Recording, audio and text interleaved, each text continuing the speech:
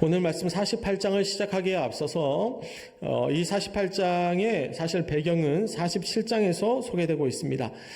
저희가 지난 시간에 45장을 했는데요. 46장, 47장 이렇게 이어지는 스토리가 47장을 여러분이 유심히 읽어보시면 결론이 안 나옵니다. 47장이 아무런 그런 결과값이 없이 어떤 상황 배경만 계속 소개가 되는데 바로 그 결론이 오늘 48장에 주어지는 것이고요. 그래서 우리는 46, 47, 48장을 함께 통으로 볼 필요가 있는 것이죠. 그래서 오늘 48장의 배경을 47장에서 한번 살펴보면요. 47장 9절입니다. 한날에 우리 삶 가운데 엄청난 비극과 어떤 고난과 환난이 임한다고 할 때 네가 무수한 주술과 많은 주문을 빌릴지라도 그 고난을 피할 수 없고요. 우리의 삶에 어려움이 닥칠 때에는 그것은 인간의 힘으로 다 극복이 되어지지 않는다는 것을 성경은 정확하게 적시하고 있습니다. 그리고 이어서 10절에 그 상황에 대한 이유를 무엇이라고 소개하냐면 내 지혜와 내 지식이 너를 유혹하였음이라고 이야기하고 있습니다. 누가 나를 유혹합니까? 우리 보이시피싱을 봐도 유혹하는 목소리가 들리는데 그게 결국은 내가 선택하는 거잖아요. 내가 유혹에 빠져든 거죠. 도박도요, 뭔가 무슨 투자도 누가 뭔가를 사기치는 것도 보면 내 욕심이 나의 어떤 집념이 나의 관념이 거기에 작용해서 어떤 나쁜 결과값을 만들어내기 때문에 우리가 당연히 범죄를 타도해야 되고 우리가 남 탓을 할 때도 있지만 그보다 앞서서 우리는 우리 자신을 정비해야 합니다. 내 자신을 준비해야 돼요. 내 자신을 단단하게 하고 내 자신이 건강하면 외부가 어떻게 다른 사람이 나를 흔들려고 어떤 풍파가 휘몰아쳐 와도 그것에 쓰러져 넘어지는 사람이 있고 그걸 이겨내는 사람이 있는 거예요. 보이스피싱 똑같이 다 와도 그거 다 걸리는 게 아니잖아요. 지각이 살아있고 기도하는 사람, 영적 분별력이 있는 사람은 그 어떤 사람의 유혹이나 뭔가 그런 범죄의 유혹 또는 상황이 와도 이겨낼 수 있는 것이죠. 그런데 자신의 지혜, 자신의 지식을 의지하면서 기도하지 않고 하나님을 의뢰하지 않는 사람은 결국 너의 지혜와 너의 지식이 너를 유혹하였다고 하나님께서는 말씀하실 수밖에 없는 것입니다. 우리는 우리의 지혜와 우리의 지식이 우리를 유혹하지 않도록 그 모든 것을 철저히 십자가 앞에 내려놓고 성경 안에서 우리가 하나님 말씀으로 우리는 거울 삼아서 우리 자신의 지혜와 지식을 하나님의 지혜와 지식으로 반드시 하나님의 성령의 지혜와 지식으로 우리가 바꾸고 채워야 할 줄 믿습니다. 그러기 위해서 우리는 이렇게 더 하나님 말씀 가까이 하는 것이고요. 이어서 12절 말씀에 그래서 하나님께서 경고하고 계시는 것은 너 젊어서부터 힘쓰던 주문과 많은 주술을 가지고 맞서보라. 혹시 유익을 얻을 수 있을지 놀라게 할 수 있을지 뭔가 새로운 일이 있을지 그게 가능하지 않다는 것이 우리 젊어서부터 우리의 많은 경험들 나의 인생 내가 많은 어떤 나의 그런 방법들이 있었죠. 그것이 과연 유익이 될 수 있겠는가. 하나님께서는 우리에게 다시 한번 되돌아보라고 한번 반성해보라고 말씀을 주고 계십니다. 그러면서 13절에 무엇이라고 말씀하시죠? 네가 많은 계략으로 말미암아 피곤하게 되었도다. 아멘. 우리가 계략이 많아요. 우리의 어떤 방법이 많습니다. 우리가 많이 궁리하고요. 많이 고민하는데 결과는 피곤한 것밖에 없더라고요. 정말 내가 고민한 만큼 내 삶은 더 윤택해졌습니까? 더 나아졌습니까? 정말 그 많은 계략이 다 성공했습니까? 물론 우리의 인생은 전략이 있어야죠. 계획이 있어야죠. 그런데 그것이 너무 많다는 것은 과유불급입니다. 뭐든지 지나친 건 모자람만 하지 못하다는 그 세상적인 이치가 성경적으로도 딱 맞아 떨어져요. 여러분 고민하시되 너무 많이 고민하지 마십시오. 너무 많은 계략은 우리를 피곤하게 해서 우리의 영적인 골수를 우리의 생각과 우리의 몸과 많은 부분에 있어서 결국 피곤하다라고 하는 것은 지금 이 현대인들을 표현한 아주 대표적인 단어 중에 하나인 것 같아요. 얼마나 많은 스트레스 가운데 힘들어하고 지쳐하고 있습니까? 수고하고 무거운 짐진 자들아 다 내게로 오라고 주님께서 초청하실 때 여러분 그 주님 앞에 나아가서 십자가 앞에 여러분의 모든 고민과 전략과 계략과 계획을 내려놓으십시오. 그 많은 계략은 나를 피곤하게 할 뿐입니다. 계략을 내려놓고 단순하게 기도하십시오. 기도하면 단순해집니다. 복잡하던 심정 많은 계략으로 이렇게 할까 저렇게 할까 갈팡질팡 좌지우지 이렇게 막 내 마음이 번난하고 번민과 고민과 염려 가운데 둘러싸여 있을 때요, 기도하면 단순해집니다. 다 가라앉아요. 내려놔지고 뿌였던 것들이 선명해지면서 많은 계략이 아니라 우리는 단 하나의 길만을 바라보게 됩니다. 그 방법, 그 길은 무엇입니까? 바로 살아계신 하나님께서 나에게 주신 소명, 그 뜻만을 쫓아가면 그 길은 틀리지 않을 줄 믿습니다. 그래서 오늘 본문의 시작인 48장 10절 이하에서 하나님께서 주시는 그 길에 대한 비전을 하나하나 찾아가 보려고 하는데요. 10절 말씀 같이 읽겠습니다. 읽습니다. 보라, 내가 너를 연단하였으나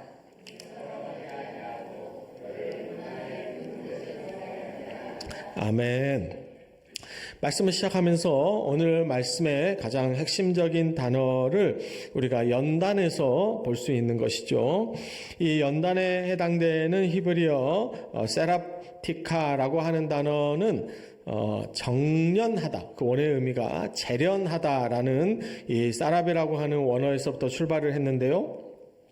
우리가 어떤 금속을 더 순전하게 만들 때, 금도 불순물을 다 빼낼 때 어떻게 합니까?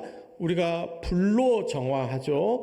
그런 것처럼 이스라엘 백성들은 바벨론 포로라는 그 고난의 불 속에서 그들은 더 정결한 하나님의 백성, 더 하나님께서 담금질을 통해서 더 단단한 이스라엘 백성을 그 고난 가운데 만들어 가신 줄 믿습니다. 그래서 여러분, 이 유태인들이 얼마나 단단한지 보십시오. 지금도 세상의 어떤 나라도 그 강대국, 가장 세계의 최고 강한 미국도 이스라엘을 함부로 하지 못하잖아요.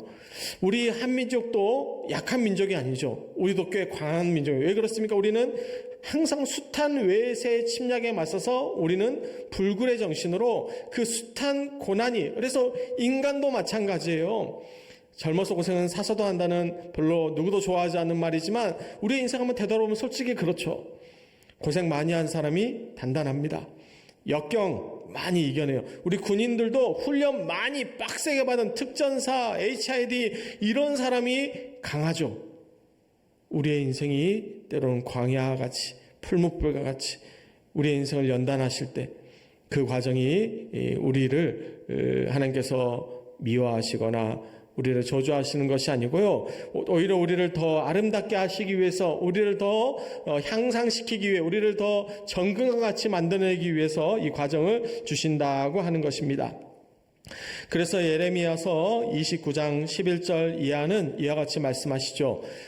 너희를 향한 나의 생각을 내가 아나니 평안이요 재앙이 아니니라. 너희에게 미래와 희망을 주는 것이니라. 아멘. 그래서 우리가 인생 가운데 어떤 재앙 같은 것이 펼쳐졌을 때, 이것이 하나님의 뜻인가? 하나님은 지금 나에게 재앙을 주시는가? 아니요, 그렇지 않습니다. 하나님은 누구도 저주하지 않으시고요, 하나님은 어떤 인생도 실패의 목적으로 창조하지 않으셨습니다. 그래서 하나님의 최종적인 그 뜻은 지금 현재 보이는 상황과 내 인생의 현상은 재앙처럼 보일지 몰라도 하나님의 뜻은 결국 미래와 희망이다라는 것을 발견할 줄 알아야 한다고 하는 것이죠. 그것을 발견하는 사람과 발견하지 못하는 사람에게는 아주 현격한 차이가 있습니다. 인생을 포기하며 부정적으로 좌절하고 낙심하고 실족하고 시험 들면서 살 것이냐, 아니면 하나님은 평안이시오 미래와 희망이시라는 걸 알고 그 상황에 대해서 긍정적인 요소를 찾아내면서 그 안에서 결국 어떻게 해야 된다는 것이죠? 기도해야 한다는 것입니다. 그래서 이어지는 휴전에 이렇게 말씀하십니다. 너희가 내게 부르짖으며 내게 와서 기도하면 내가 너희의 기도를 들을 것이요. 아멘. 13절입니다. 너희가 온 마음으로 나를 구하면 나를 찾을 것이요 나를 만나리라. 아멘. 하나님께서 우리를 부르고 계세요. 때로 고난은 하나님의 초청장이 될 때가 많습니다.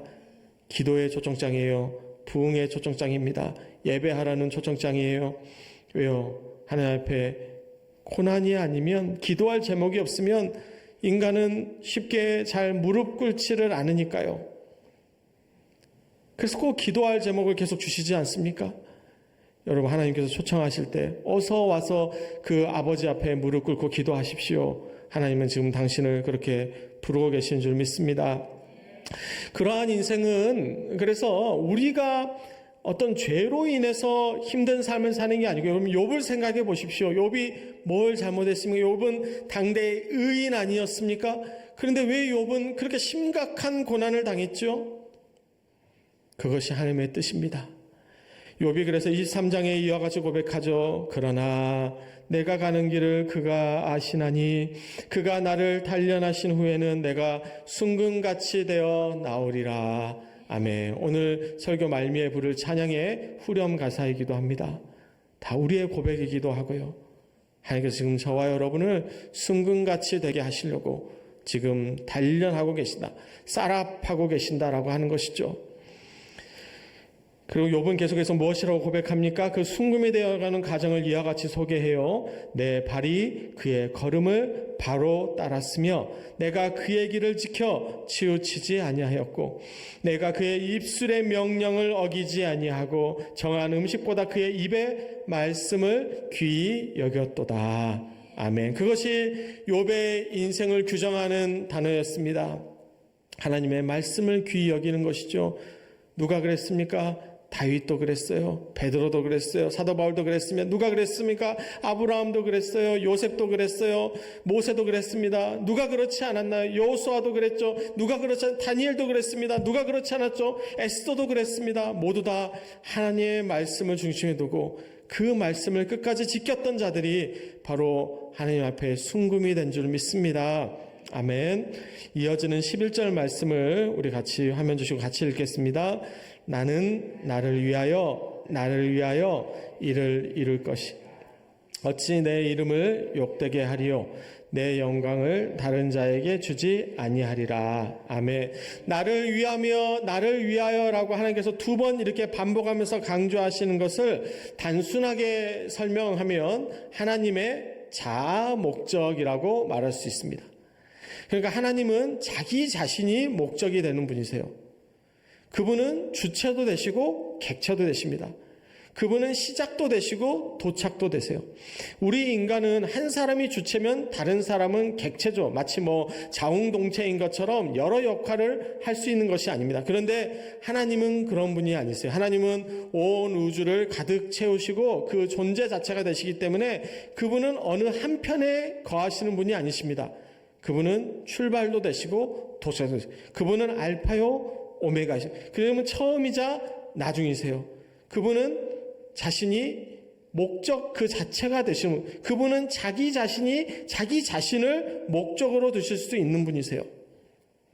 그 부분이 더 자세하게 궁금한 분께서는 저서 세례 분쟁에 그게 한 290페이지 전후에 거의 끝부분입니다. 칼바르트가 그 교회학에서 인간의 자유의지와 하나님의 주권에 대해서 설명할 때 하나님의 자기 중심성, 자기 목적성에 대해서 소개하는 그 글들을 제가 제 책에 같이 소개해 놨으니까요. 그 부분을 좀 더 자세히 읽어보시되 오늘 본문에서 주시는 이 말씀에 유념하십시오. 하나님께서는 자신의 이름을 욕되게 하지 않기, 그러니까 자신의 이름의 목적을 위해서 우리를 구원하시는 분이십니다. 우리의 공로 때문이 아니라 그분은 자신의 이름을 위해서 우리를 축복하시는 분이세요. 그래서 우리는 하나님 앞에 우리의 공로를 내세우기보다 그 하나님의 이름의 은혜를, 그 이름의 은총을 우리가 더 구하게 되는 줄 믿습니다. 그래서 하나님께서 내 영광을 다른 자에게 주지 않겠다고 말씀하실 때 이 나의 영광, 히브리어로 앳케보디라고 하는 단어에서 영광이라는 단어의 원어, 케보디라는 단어의 그 어원을 보면 하나님의 존재의 무게라는 의미가 있습니다. 모든 것은 다 무게를 가지고 있죠. 제가 들고 있는 이 물병도 무게가 있는데요. 여러분 다 목욕탕 가시면 여러분의 몸에 무게를 달아보시죠. 뭐 어제도 달아보셨습니까? 한번 달아보면 1kg가 늘면 고민이 되고, 내가 어제 뭘 좀 많이 먹었나? 근데 1kg 줄면 또 뿌듯해요. 이 추세로 가면 금방 홀쭉해지겠는데? 근데 여러분, 하나님을 저울 위에 올려놓을 수 있다고 상상해 보실 수 있습니까? 여러분, 하나님의 무게를 상상해 볼 수 있으세요? 이 영광이라는 단어는 하나님의 존재, 무게를 의미하는 단어입니다. 그러니까 우리가 하나님의 그 영광을 바라볼 때 여러분이 그 하나님의 영광을 가늠하실 수 있겠냐고요. 여러분, 하나님은 그 놀라운 영광을 우리 가운데 임하십니다. 우리가 측량할 수 없는 영광입니다. 우리가 감당할 수 없는 영광이에요. 그 영광으로 저 여러분을 구원하신 줄 믿습니다.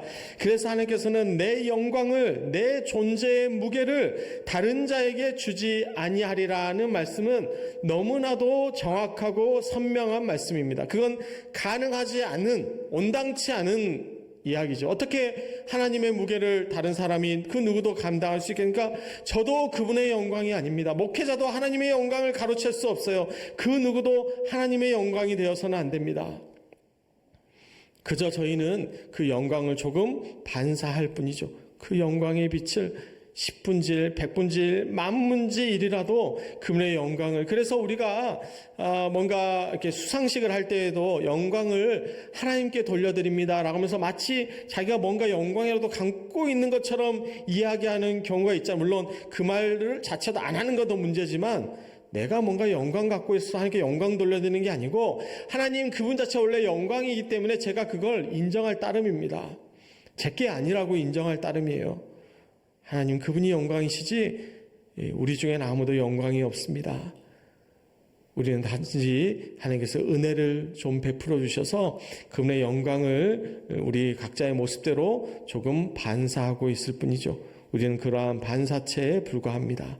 하나님께서는 나의 영광을 다른 자에게 주지 아니하리라고 말씀하실 때 우리는 하나님께만 속한 그 영광을 정당하게 바라보고 오직 유일하신 하나님만 바르게 높여드리고 섬겨야 할 줄 믿습니다. 이어지는 12절 말씀 같이 읽겠습니다. 읽습니다. 야곱아, 내가 부른 이스라엘아, 내게 들으라. 나는 그니 나는 처음이요 나는 마지막이라. 아멘. 나는 처음이요 또 나는 마지막이라고 말씀하실 때 이것은 하나님의 그 존재 자체를 설명하시는 것입니다. 그래서 우리 하나님을 바라보면서 이보다 더 분명한 수식어가 있을까요? 나는 그니라고 말씀하실 때 그분은 그분 자체이십니다. 이 본문은 저희가 지지난주엔가 이미 한 번 더 말씀드린 적이 있는데요. 우리 요한복음 4장의 수가성 여인과 일순이가 하신 말씀도 이와 같은 이치의 말씀이라고 이렇게 설명을 드렸었죠. 요한복음 4장 26절입니다. 예수께서 이르시되 내게 말하는 내가 그라 하시니라. 아멘.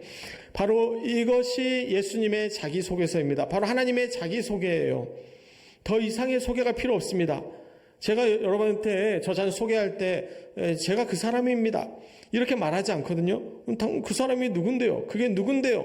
그렇게 묻기 쉽지만 하나님은 한 분이시죠. 창조주는 한 분이십니다. 우리의 아버지는, 영적인 우리 온 존재의 아버지는 한 분이세요. 그러니까 다른 수식어가 필요 없습니다.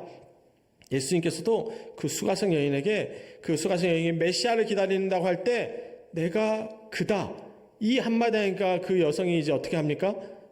더 이상 질문, 정말 질문이 많았던 우물가의 여인이었거든요. 이 여인은 인생의 질문이 많았던 존재입니다. 남편이 5 있었고 지금 있는 남자도 남편이 아니에요. 얼마나 인생이 골치 아프고 질문이 많았겠습니까? 그 한 가지만 봐도요. 근데 예수님 만나서도 막 질문, 아유 그런 분 있으면 나한테 줘보십시오. 뭐 어쩝니까? 예배하는 곳은 어딥니까? 막 하다가도 내가 그라, 이 말씀 들고는 당장에 물동이를 버려두고 마을로 돌아가서 사람들에게 외치기를 시작합니다. 고민이 다 해결됐어요. 이제 더 별다른 질문이 없습니다. 여러분, 하나님을 만나면요 거기서 질문이 멈춥니다. 내 인생의 질문이 멈춰요. 왜냐하면 그분이 답이시니까요. 답을 발견하면 이제는 모든 질문이 의미를 잃습니다. 내 삶의 모든 상황들이, 골치 아픈 문제들이 의미를 잃어요. 왜냐하면 참된 의미를 발견했으니까요. 참된 의미를 발견하기 전까지는 가짜 의미들이 의미인 것처럼 반짝거리지만 그 반짝거리는 모든 것이 금은 아닙니다. 그것은 그저 우리의 눈을 현혹시키기 위한 여러 가지 도구들의 장치들에 불과하죠. 하나님을 만나십시오. 참된 메시아 예수 그리스도를 여러분 삶 가운데 더 가까이, 더 중심으로 모시십시오. 그분께서 내가 그다라고 말씀하시고 그 말씀의 그 음성을 듣는 자, 그 의미를 깨닫는 자는 인생이 단순해집니다. 그분은 단순하게 말씀하세요. 그분께서는 자기를 복잡하게 설명하지 않으십니다. 우리의 사고가 복잡하고 우리의 인생이 복잡하고 우리가 이해력이 떨어지니까 우리가 많은 말들을 하고 있고 우리가 복잡하게 생각하죠. 근데 그 모든 언어가 의미를 잃고 오직 성령께서 우리 안에 자리 잡아 오시면 그때부터는 시간이 멈춘 것 같고 언어가 멈추게 되고 오히려 그 안에서 하나님의 이제는 은혜만, 영광만 가득 남으시는 줄 믿습니다. 그래서 그분은 처음이자 마지막이십니다. 그것은 모든 것의 시작과 완성을 바로 우리 하나님께서 하신다는 말씀이시고요. 요한계시록 21장 6절은 다시 한번 말씀하십니다. 이루었도다. 나는 알파와 오메가요 처음과 마지막이라. 내가 생명수 샘물을 목마른 자에게 값없이 주리니. 아멘. 여러분, 우리 예수 그리스도가 처음과 마지막이에요. 그분께서 우리의 전 존재의 완성이 되신다는 것을 여러분 믿으십니까? 아멘. 하나님의 아들이세요. 놀라운 분이십니다. 하나님께서는 그래서 그것이 있을 때부터 내가 거기에 있었노라고 말씀하시면서 하나님께서는 지금 멀리 계신 것이 아니고 가까이 계시고 나의 인생 가운데 계시고 지금 여기에 계신다는 것, 그분을 가까이 하는 자들마다 다 깨닫게 될 줄 믿습니다. 그러기 위해서 하나님께서는 어떠셨다고요? 그의 영을 보내셨다라고요. 성령이 오셨습니다. 성령이 오셨네. 성령이 오셨네. 내 주에 보내신 성령이 오셨네. 아멘. 성령께서 오셨어요. 성령께서 오셨습니다. 성령께서 내 인생에 찾아오셨어요. 성령께서 우리 교회에 오셨습니다. 여러분, 성령님을 초청하십시오. 그분이 우리를 초청하고 계세요. 그분께로 가까이 다가가십시오. 그의 영을 보내셨다고요. 하나님의 영을 보내셨습니다. 그 영과 교통하십시오. 그럼 우리의 삶 가운데 많은 놀라운 역사가, 성령의 역사가, 성령의 권능이, 성령의 은사가 우리의 삶과 우리의 사역 가운데 충만하게 될 줄 믿습니다. 17절 말씀에 하나님께서 말씀하세요. 너희의 구속자시오 이스라엘의 거룩하신 이신 여호와께서 이르시되 나는 내게 유익하도록 가르치고 너를 마땅히 행할 길로 인도하는 내 하나님 여호와라. 아멘. 그래서 하나님께서 우리에게 유익하도록 가르치시는 분이십니다. 그래서 우리 기독교는 늘 교육받아야 하고 교육을 하고 있는, 그래서 하영조 목사의 말씀처럼 우리는 항상 배우든지 가르치든지 하고 있습니다. 우리 세상교회가 바로 그런 교회죠. 우리 교회는 하나님의 말씀을 더 가까이 깨닫고자 노력하는 교회인데요. 그래서 하나님께서는 내게 유익하도록 나는 너를 가르치고 있다라고 말씀하세요. 여러분, 그 하나님의 가르침을 받으십시오. 우리가 학교 다닐 때 가르침 받는 거 좋아하는 학생은 그렇게 많지 않았어요. 우리도 좀 힘들다. 가르침을 받는 과정은 늘 힘들죠. 그런데 어떻습니까? 가르침을 잘 받았던 학생과 가르침을 잘 받지 않았던 학생의 나중은 형편없이 다르겠죠. 하나님의 가르침을 도외시하는 자에게 그의 미래가 어떠할지는 제가 다 가르쳐 드릴 수 없겠습니다. 그건 상상하고 싶지 않아요. 그 길이 형통하리라고 하나님께서 오늘 이 말씀을 주실 때 여러분, 우리는 형통한 길만 생각하시죠. 그 길은 하나님께서 유익하도록 가르치십니다. 그래서 그 길은 너를 마땅히 행할 길이라고 말씀하세요. 그 길은 마땅히 행할 길입니다. 우리 믿는 자들이, 하나님의 자녀가 마땅히 행할 길이에요. 그 길로 인도하실 때 그 인도하심을 순종하는 자들이 그 길로 형통하게 될 줄 믿습니다. 이어지는 18절과 19절에서 하나님의 그 평강과 축복을 설명해 주시는데요. 이 18절과 19절을 간단하게 도식화하면 다음 화면 주시죠. 그 다음 화면요. 우리가 이렇게 요점을 정리할 수 있습니다. 하나님의 명령에 귀를 기울이면, 이 밑에 문구들은 18절, 19절에 그대로 있는 거 옮겨놓은 새로운 것이 아닙니다. 평강이 강과 같았을 것, 공의가 바다 물결 같았을 것, 자손이 모래같이 많았을 것, 이름이 끊어지지 않았을 것. 아멘. 여러분이 순종의 축복을 믿으십니까? 정말 하나님의 명령에 귀를 기울였을 때 우리의 인생이 이렇게 놀랍게 변화되는 것을 믿으십니까? 그러면 순종하십시오.